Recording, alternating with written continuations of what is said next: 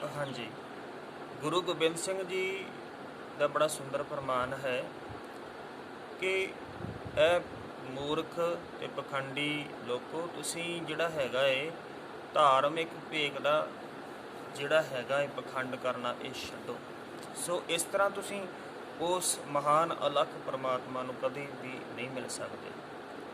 ਇਸ ਤਰ੍ਹਾਂ ਅੰਦਰੋਂ ਹੋਰ ਤੇ ਬਾਹਰੋਂ ਹੋਰ, ਕਿਉਂਕਿ ਅੰਦਰ ਆ ਲੋਕਾਂ ਨੂੰ ਠੱਗਣ ਦੀ ਚਲਾਕੀ ਹੈ ਤੇ ਬਾਹਰੋਂ ਭੇਖ ਧਾਰਨ ਕੀਤਾ ਹੋਇਆ ਹੈ।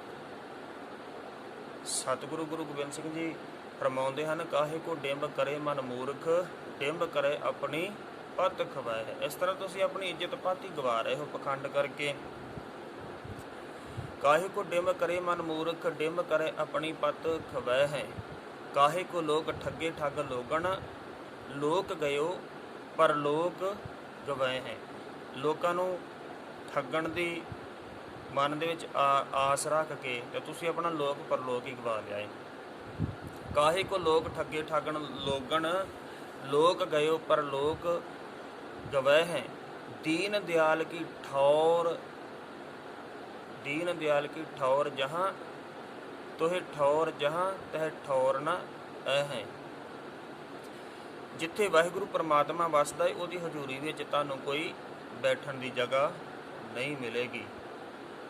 चेत रे चेत अचेत महा जड़, भेख के कीने अलेख न पै हैं कि हे मन मूर्ख कोई होश कर, होश कर। क्यों इन्हां पखंडां विच पै के अपनी जिंदगी बर्बाद कर रहे हो?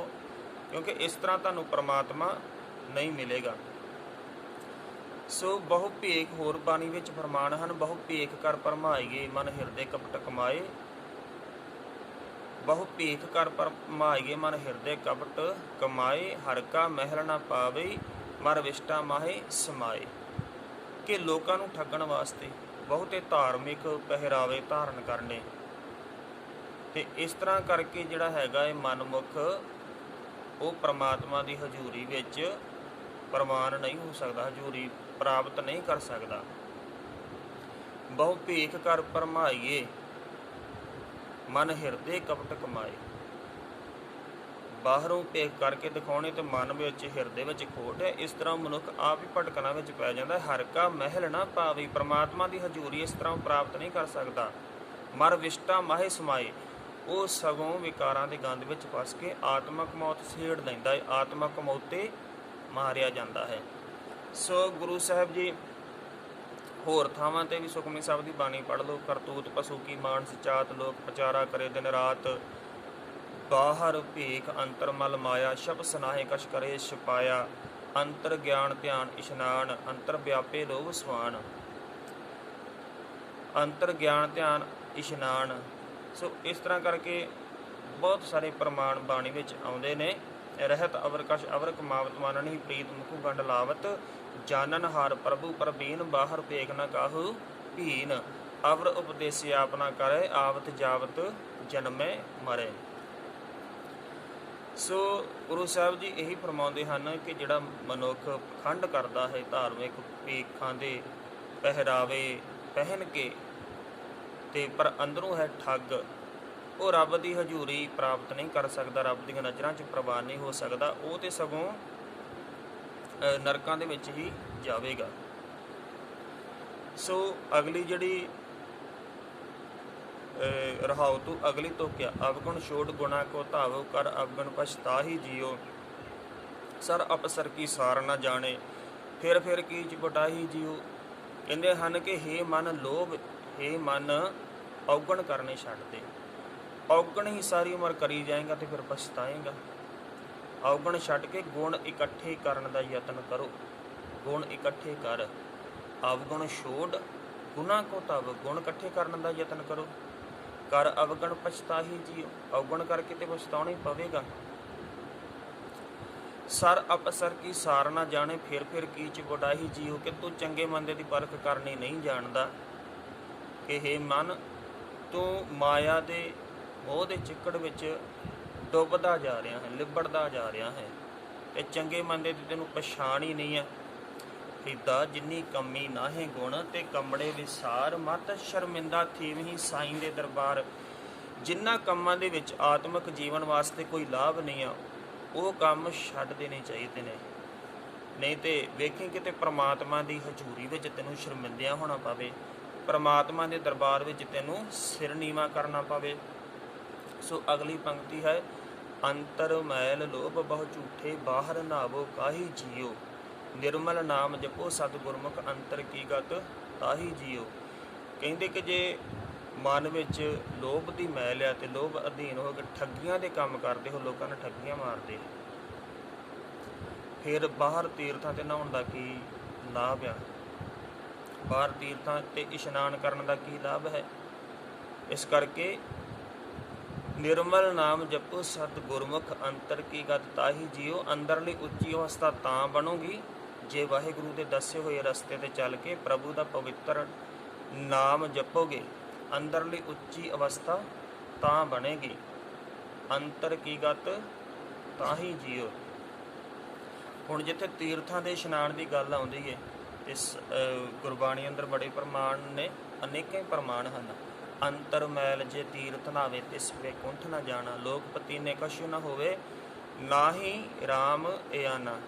ਕਿ ਜੇ ਮਨ ਵਿੱਚ ਮੰਨ ਲਓ ਕਿ ਵਿਸ਼ੇ ਵਿਕਾਰਾਂ ਦੀ ਮੈਲ ਹੈ ਤੇ ਕੋਈ ਬੰਦਾ ਤੀਰਥ 'ਤੇ ਨਹਾਉਣ ਜਾਂਦਾ ਏ ਤੇ ਇਸ ਤਰ੍ਹਾਂ ਉਹ ਭਗਤ ਨਹੀਂ ਬਣ ਚੱਲਿਆ। ਲੋਕੀ ਕਹਿਣ ਲੱਗ ਪੈਣਗੇ ਭਗਤ ਹੈ, ਪਰ ਲੋਕਾਂ ਦੇ ਕਹਿਣ ਦੇ ਨਾਲ ਕੁਛ ਨਹੀਂ ਹੋਣਾ, ਕਿਉਂਕਿ ਵਾਹਿਗੁਰੂ ਜਿਹੜਾ ਪਰਮਾਤਮਾ ਉਹ ਕੋਈ ਅਣਜਾਣ ਬੱਚਾ ਨਹੀਂ ਹੈ।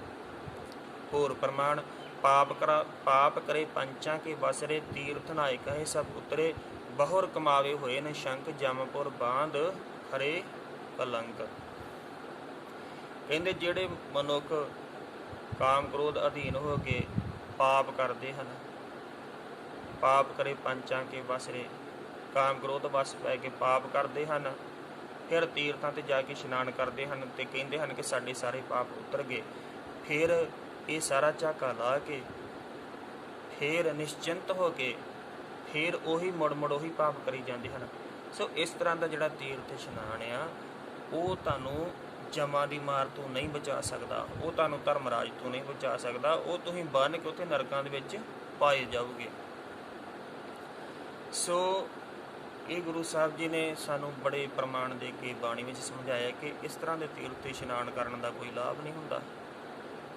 ਸੋ ਅੱਗੇ ਸਤਿਗੁਰੂ ਜੀ ਫਰਮਾਉਂਦੇ ਹਨ ਕਿ ਪਰ ਹਰ ਲੋਭ ਨਿੰਦਾ ਕੂੜ ਤਿਆਗੋ, ਹੇ ਮਨ ਲੋਭ ਛੱਡ, ਝੂਠ ਤੇ ਨਿੰਦਿਆ ਦਾ ਤਿਆਗ ਕਰ। ਪਰ ਹਰ ਲੋਭ ਨਿੰਦਾ ਕੂੜ ਤਿਆਗੋ, ਸੱਚ ਗੁਰ ਬਚਨੀ ਫਲ ਪਾਹੀ ਜੀਓ। ਵਾਹਿਗੁਰੂ ਦਾ ਜਿਹੜਾ ਨਾਮ ਰੂਪੀ ਅੰਮ੍ਰਿਤ ਆ, ਅੰਮ੍ਰਿਤ ਫਲ ਆ, ਉਹ ਤਾਂ ਹੀ ਪ੍ਰਾਪਤ ਹੋਵੇਗਾ ਜੇ ਤੁਸੀਂ ਦੱਸੀ ਹੋਈ ਗੁਰੂ ਦੀ ਸਿੱਖਿਆ 'ਤੇ ਚੱਲੋਗੇ। ਜਿਉਂ ਭਾਵੇ ਤਿਉਂ ਰਾਖੋ ਹਰ ਜੀਓ, ਜਨ ਨਾਨਕ ਸ਼ਬਦ ਸਲਾਹੀ ਜੀਓ। ਤੇ ਅਖੀਰ ਤੇ ਕਹਿੰਦੇ ਹਨ ਕਿ ਹੇ ਵਾਹਿਗੁਰੂ, ਜਿਵੇਂ ਤੇਰੀ ਰਜਾ ਹੈ ਉਵੇਂ ਹੀ ਮੈਨੂੰ ਰੱਖ, ਪਰ ਮੇਰੇ ਤੇ ਇਹ ਕਿਰਪਾ ਕਰ, ਇਹ ਮਿਹਰ ਕਰ ਕਿ ਮੈਂ ਤੇਰੇ ਸ਼ਬਦ ਦੇ ਵਿੱਚ ਜੁੜ ਕੇ ਤੇਰੀ ਸਿਫਤ ਸਲਾਹ ਕਰਦਾ ਰਵਾਂ, ਤੇਰੀ ਵਡਿਆਈ ਕਰਦਾ ਰਵਾਂ। ਸੋ ਮੈਂ ਇੱਕ ਵਾਰੀ ਸੰਖੇਪ ਦੇ ਵਿੱਚ ਦੱਸ ਦੇਵਾਂ ਕਿ ਇਹ ਸ਼ਬਦ ਵਿੱਚ ਅਸੀਂ ਸਿੱਖਿਆ ਕੀ ਲੈਣੀ ਹੈ। ਅਸੀਂ ਸਿੱਖਿਆ ਇਹ ਲੈਣੀ ਹੈ ਬਈ ਅਸੀਂ ਇਸ ਜਗਤ ਵਿੱਚ ਕਿਉਂ ਆਏ। ਅਸੀਂ ਇਸ ਜਗਤ ਵਿੱਚ ਆਏ ਹਾਂ ਵਾਹਿਗੁਰੂ ਦਾ ਜਿਹੜਾ ਨਾਮ ਰੂਪੀ ਅੰਮ੍ਰਿਤ ਉਸ ਨੂੰ ਪ੍ਰਾਪਤ ਕਰਨਾ, ਜਿਸ ਜਲ ਨਿਧ ਕਾਰਨ ਤੁਮ ਜਗ ਆਏ, ਤੇ ਉਹ ਮਿਲਦਾ ਹੈ ਸੱਚੇ ਗੁਰੂ ਤੋਂ। ਸੋ ਅੰਮ੍ਰਿਤ ਗੁਰ ਪਾਹੀ ਜੀਓ, ਉਹ ਵਾਹਿਗੁਰੂ ਤੋਂ ਪ੍ਰਾਪਤ ਹੁੰਦਾ ਹੈ।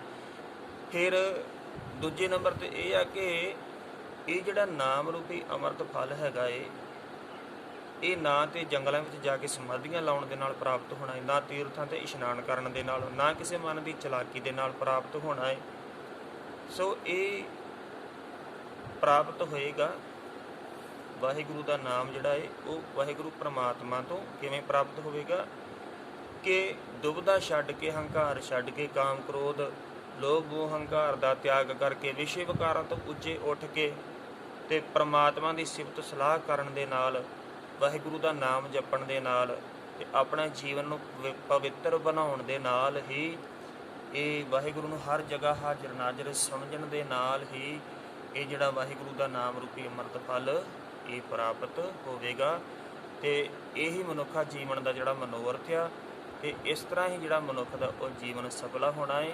ਸੋ ਇਤਨੀਆਂ ਬੇਨਤੀਆਂ ਪ੍ਰਵਾਨ ਕਰਨੀਆਂ ਕਿ ਮੈਂ ਥੋੜ੍ਹਾ ਤੇਜ਼ ज़्यादा बोलिया है, हौली हौली नहीं बोलिया क्योंकि कई बार वीडियो लंबी ज़्यादा हो जाती है। सो इस करके आप जी ने मैं जिन्ने भी प्रमाण दिते ने उन्होंने प्रमाणों को तुसीं पढ़ के देखियो, उस शब्द में सुरत जोड़ के देखियो कि सतगुरु जी सानू की समझा रहे हैं। तो ये प्यो दादे का कुल डिठा के जाना तो मेरे मन भया न दाना, असीं इहनूं वरतीए। गुरु साहिबाना ने जो बाणी का खजाना दिता है असीं बाणी पढ़ीए तो सानू किते भटकण की लोड़ नहीं, किते खज्जल खुआर होने की लोड़ नहीं। ये विचों बाणी दे विचों सानू सारा सतगुरु जी ने सानू समझा देना है। साडे ते सतगुरु ने किरपा करके ये सानू सारा आत्मक सुख है जिहड़ा वो साडे अंदरों ही पैदा होना है, गुरु की बाणी ने करना है। सो इतनियां बेनतियां प्रवान करनियां होईयां भुलां दी कि वाहिगुरू जी का खालसा वाहिगुरू जी की फतेह।